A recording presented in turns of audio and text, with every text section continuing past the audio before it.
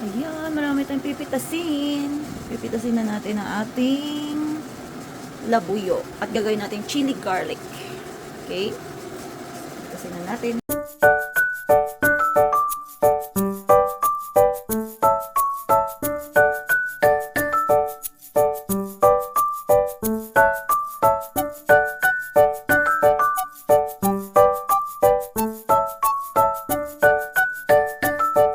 Yan ang ating nakuha. Marami-rami din. Tapos, yan, may nabili ako doon sa Lidl. Sasamahan natin na to. Para dumami-dami. Maliliit. Punggok. Organic. Samahan natin. Yan. Chili garlic.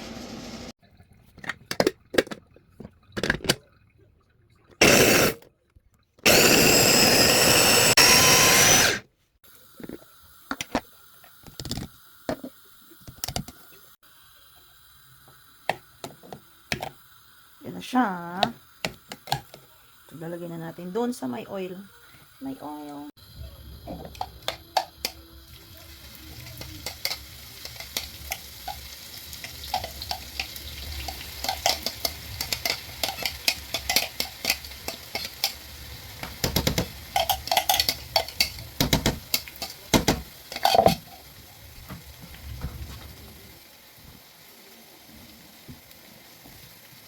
Yan, pwede mo siyang lagyan ng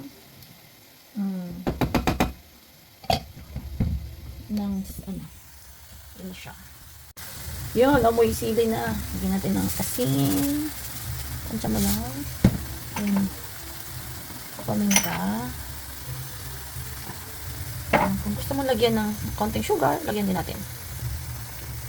Lagyan natin ng 1 teaspoon brown sugar. Yan. And then, tingnan natin. Para may lasa siya. So, hindi naman ako kumakain na to. Para lang ito sa aking panganay na anak at asawa. At binibenta ko to dati sa mga business ko sa Pilipinas. Na nakarating sa Dubai, nagpadala ako dati sa kanya. Nagustuhan niya. So, ayan. Naubos na kasi yung una kong ginawa. Ayan o. Naubos na nila. So, ito ay panibagong batch. By the way guys, ang gamit ko dito ay olive oil na may garlic. Yan. Virgin 51% extra virgin olive oil, sunflower 32, dried garlic yan. Garlic infused oil ang tawag nila. So pag kulang pa, dagdagan mo lang. Yan, tulad niyan, naubos na. Ubusin ko na dyan. Para hindi siya tuyo. So pwede naman kahit anong oil. Pero sabi ni Mr. ano daw, mas para healthyhan, maganda sa heart. So, yan. Yan ang gamit natin. So, ayan na. Pwede na siya. Pag nakita nyo, parang nag-golden brown na siya. Yan na. Luto na yan. Wait na lang natin na lumamig ng konti. Tsaka natin isalin sa ating lagayan. Yan. Dahil mainit pa siya, kahit pinatay mo na yung apoy, maluluto pa siya ng kahit paano. Lalo na yung bawang. So, ayos na yan. Okay na siya. Pwede na natin isalin ang pauti-uti.